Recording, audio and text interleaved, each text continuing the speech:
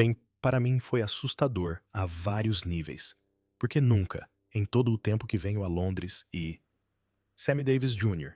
mantinha um depósito em nome de um homem, pagava em dinheiro vivo todos os meses até morrer. Durante 3 décadas, o depósito permaneceu intocado num armazém em Burbank. Quando finalmente abriram a caixa, os investigadores encontraram mais do que meras recordações. Havia cartas sobre a verdadeira identidade da sua mãe, gravações de conversas que poderiam destruir carreiras e provas do que realmente aconteceu a Kim Novak em 1958. Ele documentou tudo. Após 30 anos de silêncio, a verdade veio finalmente ao de cima. Sammy Davis Jr. nasceu a 8 de dezembro de 1925 em Harlem, Nova York. Os seus pais, Sammy Davis, Sr. e Elvera Sanchez, eram ambos artistas de vaudeville. Isto significava que Sammy já nasceu com o mundo do espetáculo a correr-lhe nas veias. Mas havia uma parte oculta na sua história. A sua mãe Elvera era cubana. A família manteve-o em segredo por causa do sentimento anticubano nos Estados Unidos da época. Nesses tempos, revelar tais raízes poderia prejudicar as vendas de discos e o apoio do público. Mesmo recém-nascido, a vida de Sammy foi marcada pelo racismo e pela necessidade de esconder partes de quem era. Harlem, vibrante, com a energia do Harlem Renaissance, tornou-se o seu primeiro palco, definindo o tom para o resto da sua vida. Aos 2 anos, Sammy já atuava com o Will Mastin Trio, o grupo liderado pelo seu pai e amigo da família Will Mastin. A maioria das crianças pequenas brincava com brinquedos. Sammy dançou e cantou em teatros por todo o país. Os holofotes tornaram-se o seu parque de diversões, mas isso teve um preço. Não teve uma infância normal. Em vez disso, aprendeu a cativar o público e a dominar a sua arte enquanto outras crianças iam para a escola. As constantes digressões eram exaustivas, mas davam-lhe força. Isso também lhe mostrou a face cruel do racismo nos Estados Unidos. Viu as placas que diziam só para brancos e sentiu a dor de ser tratado de forma diferente. Esta chama dentro dele para romper barreiras começou cedo. Com apenas 3 anos, a vida de Sammy deu outra reviravolta. Os seus pais separaram-se. O seu pai ficou com a guarda e inseriu-o ainda mais no mundo do entretenimento. Will Mastin tornou-se mais do que um mentor. Tornou-se como um padrinho, protegendo Sammy da melhor forma possível. Mas a proteção que qualquer pessoa podia oferecer tinha um limite. Sammy testemunhou a discriminação que os artistas negros enfrentavam, mas também viu como lutar contra isso com talento, elegância e trabalho árduo, incansável. Mesmo em criança, não era uma criança comum. Por esta altura, já era um profissional experiente, viajando de cidade em cidade e deixando as multidões maravilhadas. Quando Sammy tinha 7 anos, estreou-se no grande ecrã em Rufus Jones para presidente. Contracenou ao lado de Ethel Waters num filme que ousou imaginar um rapaz negro como presidente. O filme era engraçado, mas tinha um peso significativo. Numa época em que os atores negros eram raros em Hollywood, o charme de Sammy iluminava o ecrã. O seu canto e a sua dança conquistaram corações. O filme dava indícios do que estava para vir. Sammy não era apenas um ator. Ele era uma força da natureza. Tinha o raro dom de fazer com que as pessoas ignorassem a cor da sua pele, nem que fosse por alguns minutos.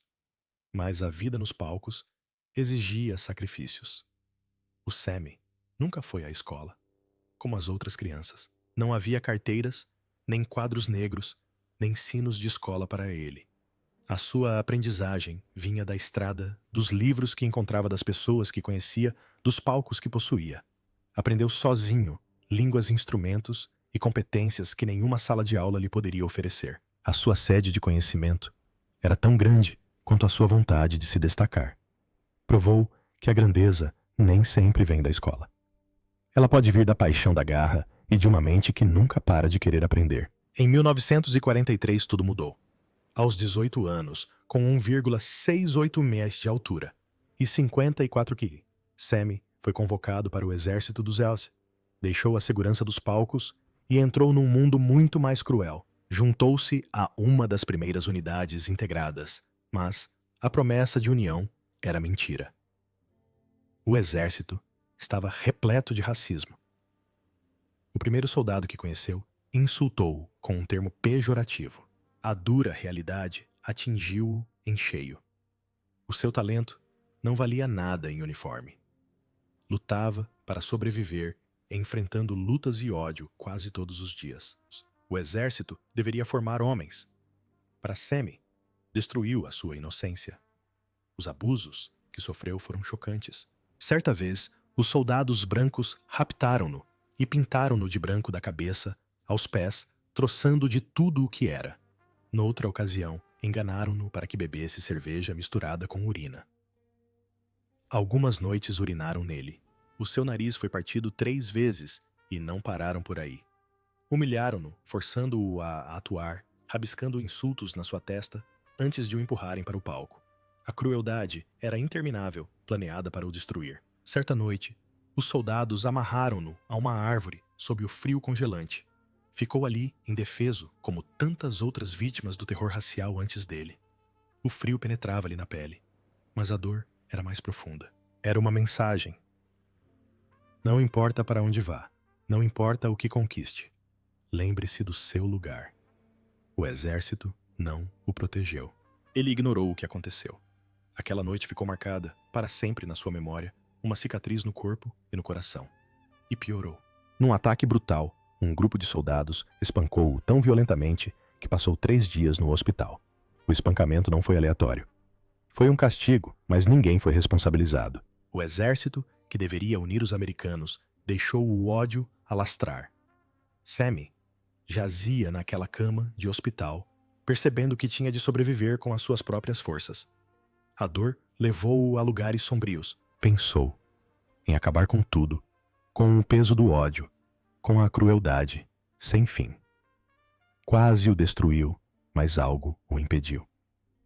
Quando entrou para as unidades de entretenimento do exército, encontrou a sua arma, a sua voz, a sua dança, o seu talento para o espetáculo. Até os homens que o odiavam não podiam negar. Os aplausos deles davam-lhe poder. Quando Sammy Davis Jr.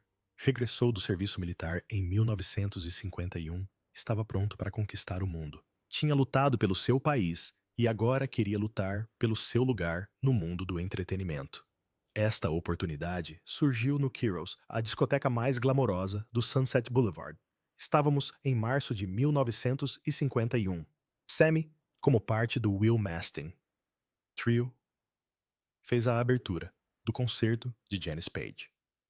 A noite foi mágica, mas, depois da cerimônia dos Oscars desse mesmo ano, algo incrível aconteceu. A sala estava repleta de estrelas, como Humphrey Bogart, Lauren Bacall, Cary Grant, Marilyn Monroe e Judy Garland. Todos assistiram maravilhados à atuação de Sammy, que o transformou numa estrela da noite para o dia. O burburinho era incontrolável. As reservas começaram a surgir em grande número. Em 1952, participou no programa de comédia de Ed Cantor, o Colgate Comedy Hour, e até conseguiu um projeto piloto de TV de $20 mil da ABC. Era algo inédito para um artista negro. Nenhum patrocinador o apoiou, mas Sammy já tinha alcançado o sucesso. Sierra Rose fez dele o assunto da cidade. Apenas 3 anos depois, em 1954, a tragédia aconteceu. No dia 19 de novembro, Sammy, com apenas 29 anos, conduzia o seu Cadillac de Las Vegas para Los Angeles. Na Rota 66, outro carro fez marcha atrás na sua faixa numa bifurcação. A colisão fez com que a buzina do carro lhe atingisse o olho esquerdo. O dano foi permanente. Foi levado de urgência para um hospital comunitário, mas os médicos não conseguiram salvar o olho. Esteve internado apenas 9 dias. Amigos como Frank Sinatra apoiaram-no. As ofertas para concertos chegaram a ser 3 vezes superiores ao seu cachê anterior. Sammy usou um tapa-olho no início, depois um olho de vidro.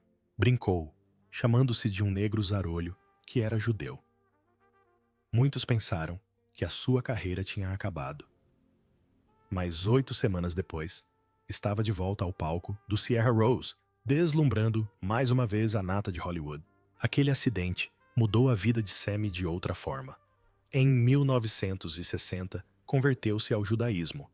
Durante a sua recuperação, leu sobre a longa luta dos judeus pela sobrevivência. Um amigo, Ed Cantor, tinha lhe dado uma mezuzá e conversado sobre fé.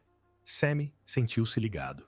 Dizia que sempre fora judeu no seu modo de pensar. Muitos troçavam dele, mas ele acreditava que ser negro e judeu o tornava mais forte. Tornou-se um símbolo de resiliência e lutou pelos direitos civis. Mesmo com o aumento da sua fama, Sammy enfrentou um racismo cruel. Na Las Vegas, dos anos 50, podia ser a atração principal dos espetáculos, mas não podia ficar alojado nos hotéis onde atuava. Não podia entrar pelas portas da frente, nem comer nos restaurantes. Ele recusou-se a aceitar isso. Ele exigiu mudanças. Com a ajuda do Rat Pack, pressionou os casinos. No início da década de 1960, ganhava $25 mil por semana no Sands e tornou-se o primeiro artista negro a ficar no Frontier. Em 1971, os hotéis de Las Vegas puseram finalmente fim à segregação oficial.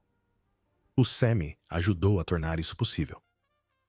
Sammy era mais do que um cantor. Era um mestre em muitos talentos. Aprendeu sozinho a tocar bateria, trompete, piano, vibrafone e muito mais.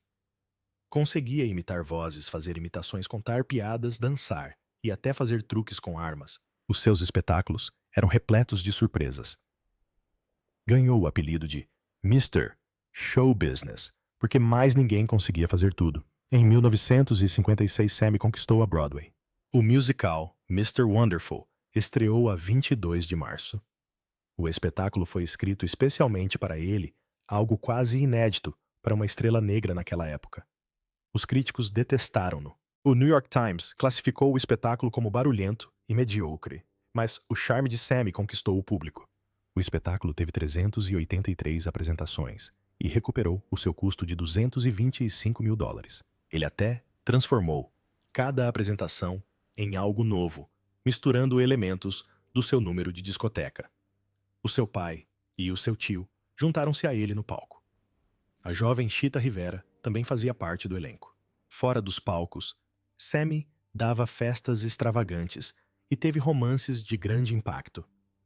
Fez história na Broadway.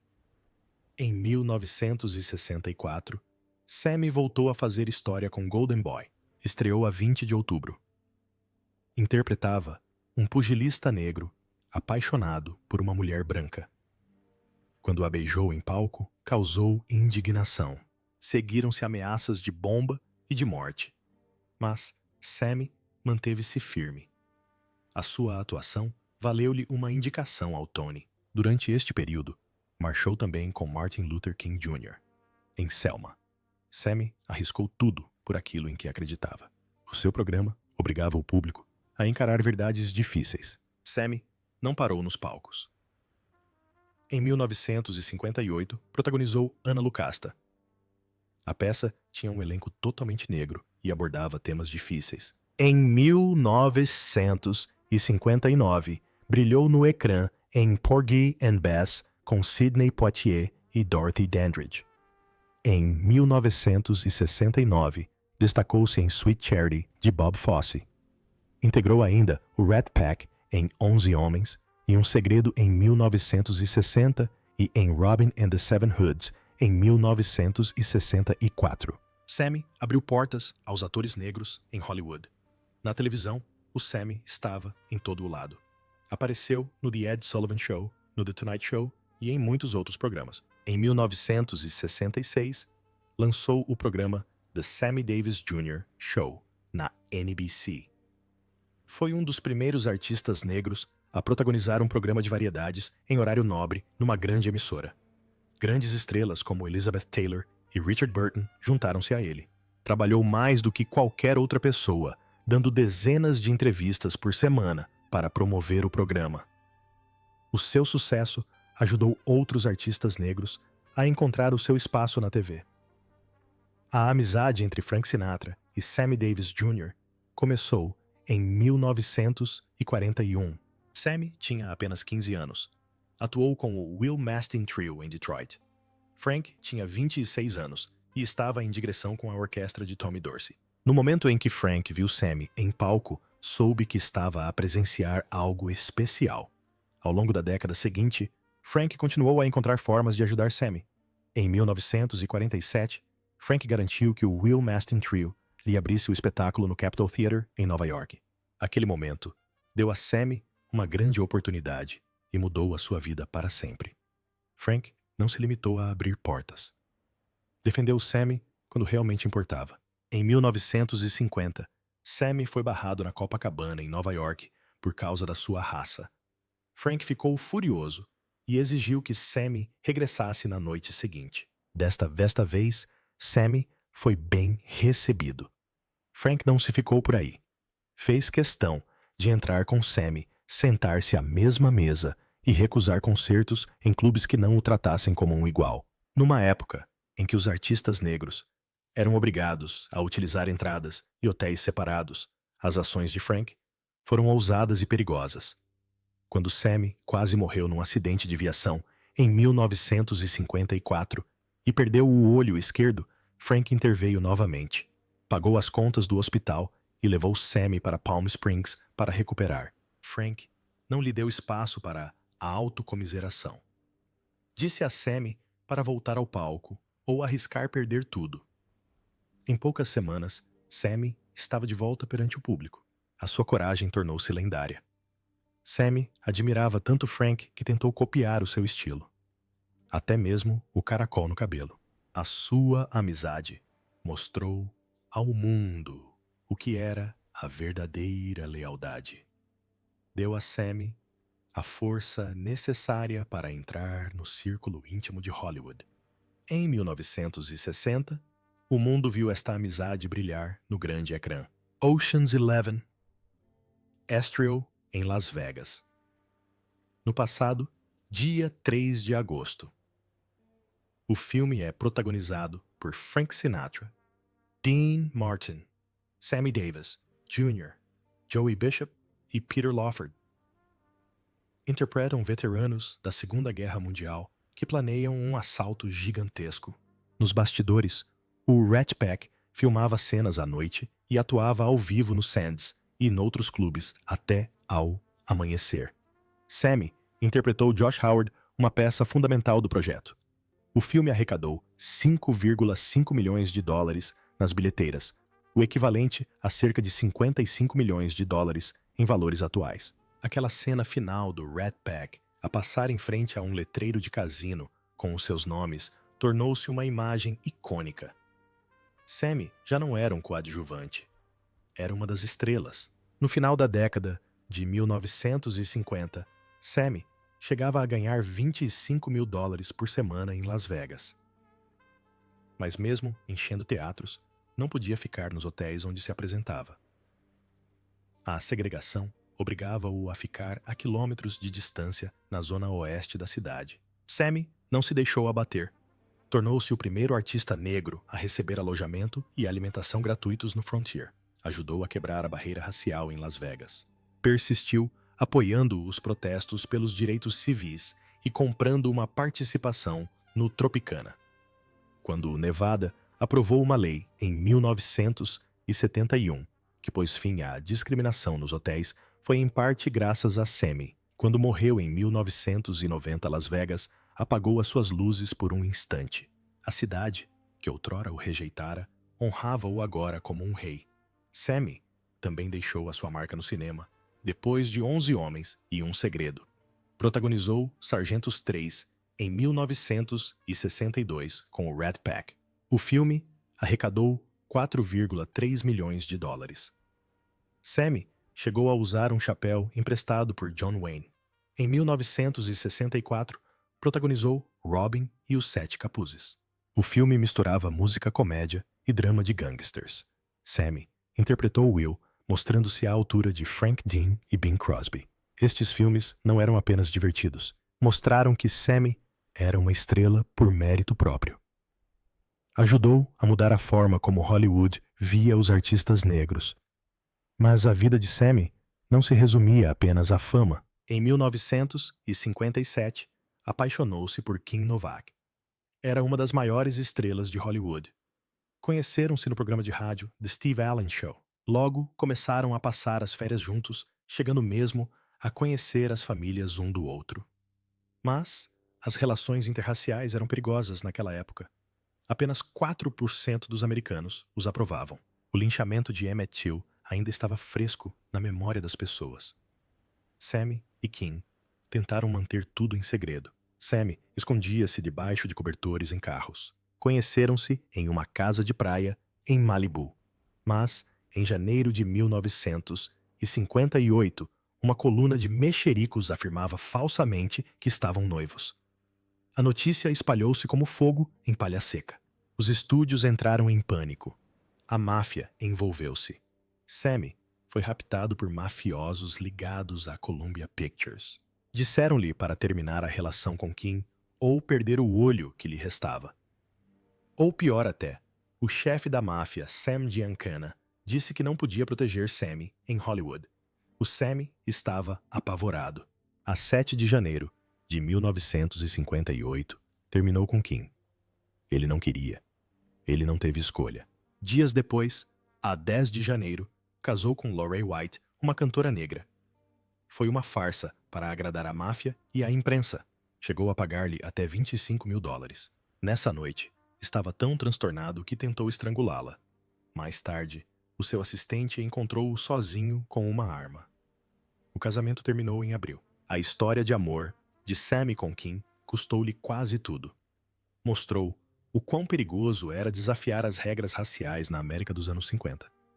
O casamento de Sammy Davis Jr. com May Britt, em 1960, foi mais do que apenas a união de duas pessoas. Foi um desafio direto a um dos tabus mais repugnantes da América. Nessa altura, o casamento interracial era ilegal em 31 estados. Uma sondagem da Gallup de 1958 mostrou que apenas 4% dos americanos apoiavam o casamento entre negros e brancos. O plano do casal de se casar no Templo Israel de Hollywood foi por água abaixo depois de a sinagoga ter recebido ameaças de bomba e avisos de violência. Não tiveram outra escolha senão transferir a cerimônia para a casa de Davis em Hollywood Hills. Frank Sinatra e Peter Lawford estiveram ao lado deles como testemunhas. Tanto Sammy como May converteram-se ao judaísmo antes do casamento. Tornaram-se um dos raros casais negros judeus interraciais sob os holofotes. O preço pela sua coragem foi alto. Suásticas apareceram na sua propriedade. Britt perdeu o seu contrato com a 20th Century Fox. Davis foi desconvidado da tomada de posse do presidente Kennedy em 1961 tudo, por causa de quem escolheu amar. Criar uma família trouxe os seus próprios desafios. Tiveram uma filha Tracy, que nasceu em 1961. Mais tarde, adotaram 2 filhos, Mark e Jeff. O ódio não parou. As pessoas rabiscaram insultos racistas nos seus carros. A sua casa foi vandalizada com suásticas. Sammy e May tentaram proteger os filhos, rodeando-os de amigos que os julgavam pelo talento e não pela raça. Mas o mundo, fora dessa bolha, podia ser cruel. Tracy disse mais tarde que por vezes se sentia segura apenas para se chocar com o racismo que encontrava fora deste círculo. A carreira de Britt tinha acabado. Os estúdios acreditavam que ninguém queria ver uma atriz branca casada com um homem negro. Mesmo após o divórcio, Sammy manteve-se presente na vida dos filhos, ajudou na sua educação judaica e apoiou o bar mitzvah do filho. Em 1968, após 8 anos de casamento, Britt apresentou um pedido de divórcio. Ela alegou extrema crueldade e sofrimento mental. O caso de Sammy com a cantora Lola Felana foi o ponto de ruptura, mas os problemas eram mais profundos. As suas intermináveis digressões e a pressão do ódio público deixaram pouco espaço para a família. Após a separação, o mundo de Sammy desmoronou. Afundou-se nas drogas e no álcool. A cocaína e o nitrito de amilo tornaram-se a sua válvula de escape. A sua casa em Beverly Hills transformou-se num antro de festas desenfreadas, onde as celebridades iam beber e consumir drogas.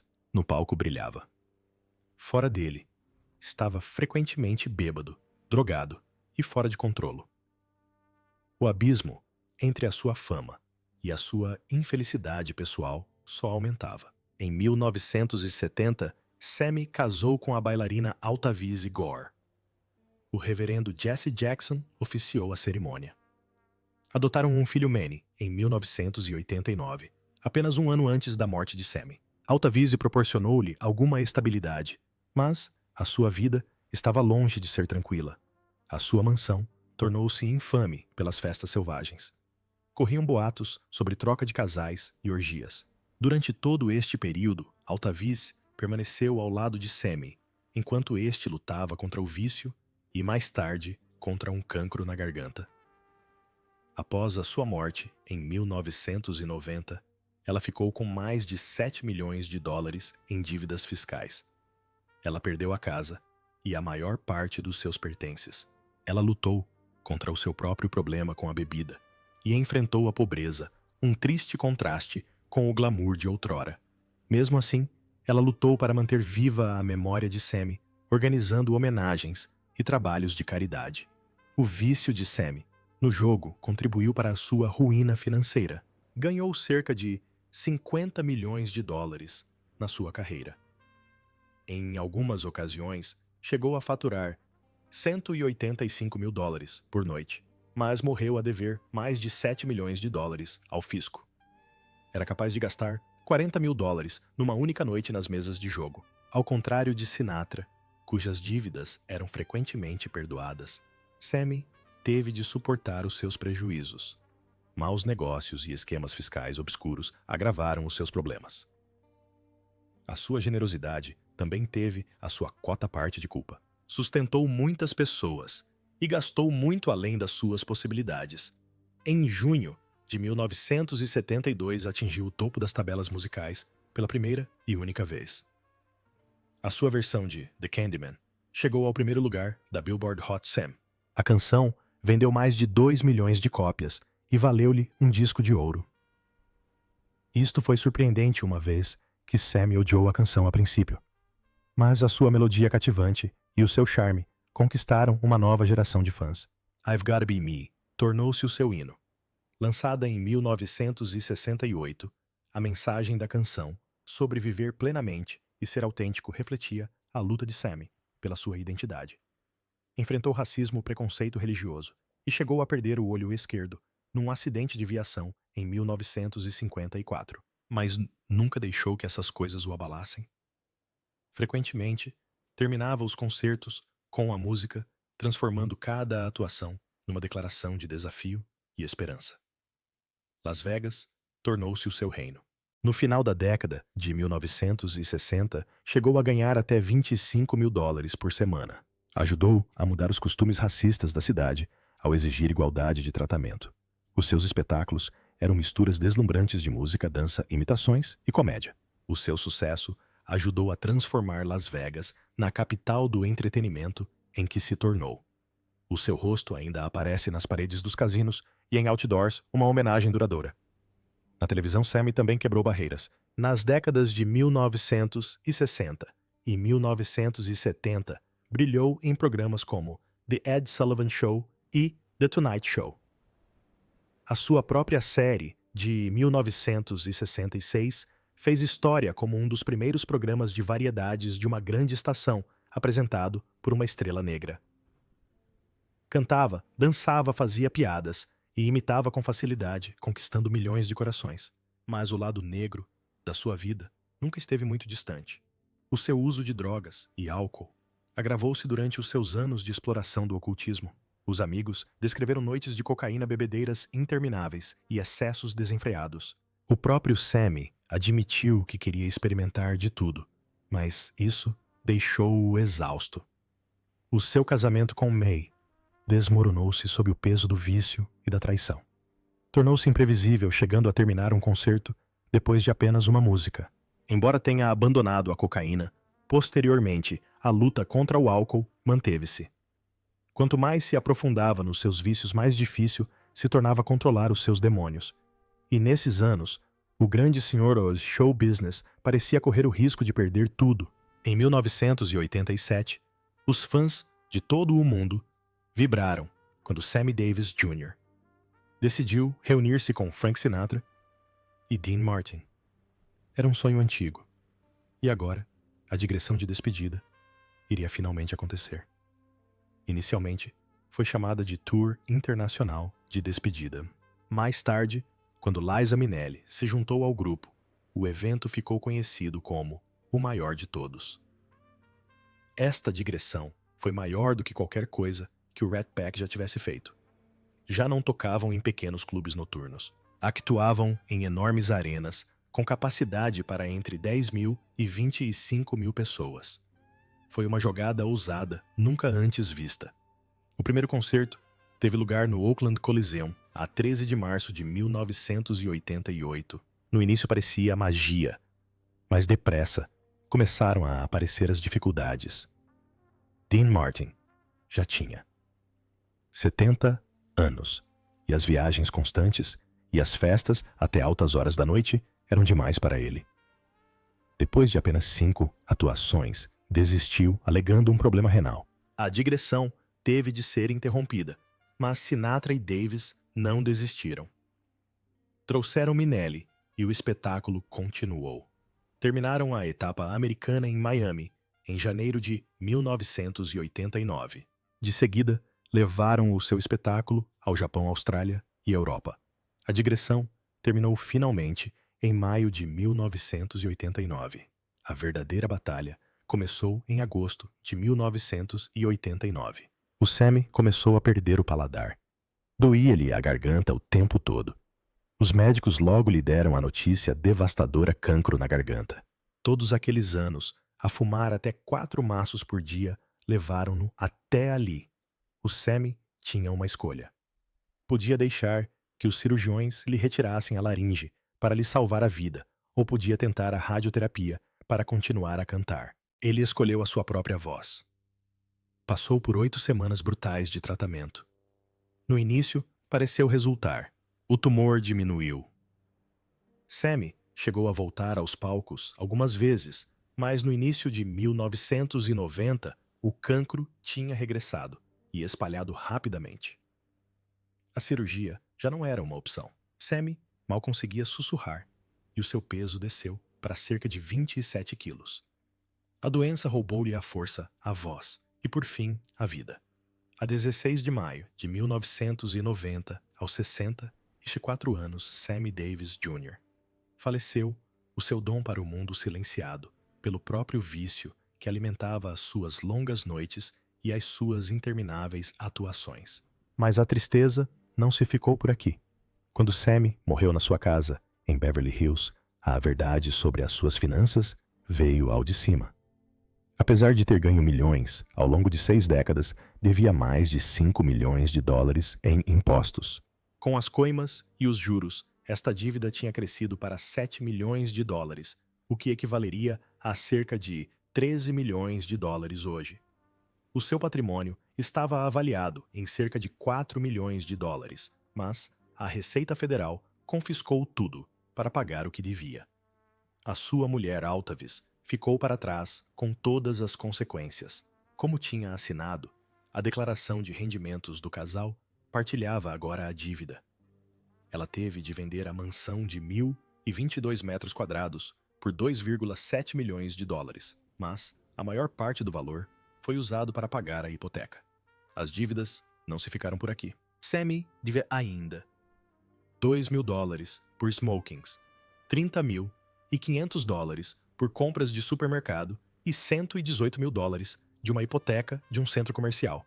Até o seu seguro e royalties futuros iam diretamente para a Receita Federal.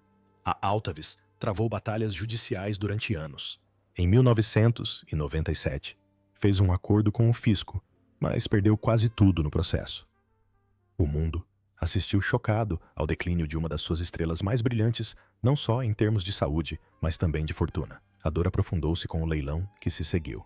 Em setembro de 1991, mais de 1.800 pessoas reuniram-se em Los Angeles. Vieram comprar objetos que faziam parte da vida de Sammy. Mais de 500 artigos pessoais seus foram colocados à venda. O seu disco de ouro pela canção The Candyman foi vendido por $4.270. Um par dos seus sapatos de sapateado atingiu o valor de $11.000. As pessoas chegaram a comprar as suas joias álbuns de recortes, bengalas e chapéus. O leilão arrecadou $439.000.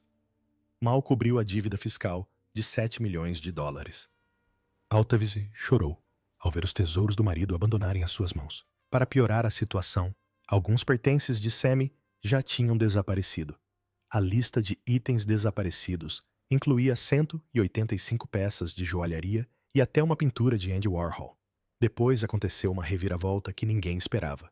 No final de 1991, um homem de 28 anos, chamado Matthias Horensik, recebeu uma estranha fatura de $365.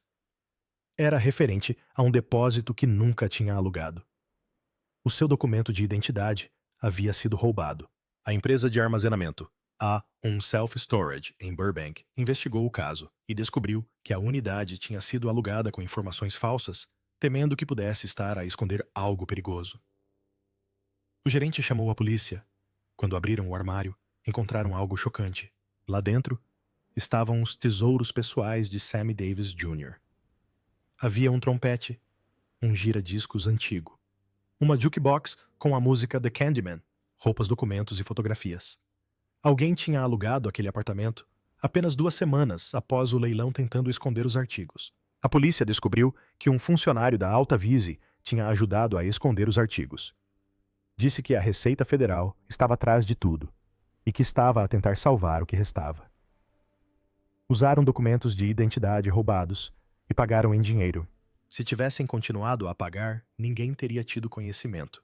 Mas a autoridade tributária descobriu. Apreenderam os bens na esperança de recuperar mais da dívida. Altavise disse que não sabia de nada. Este depósito secreto foi apenas mais um triste capítulo de uma história de talento, fama e decadência.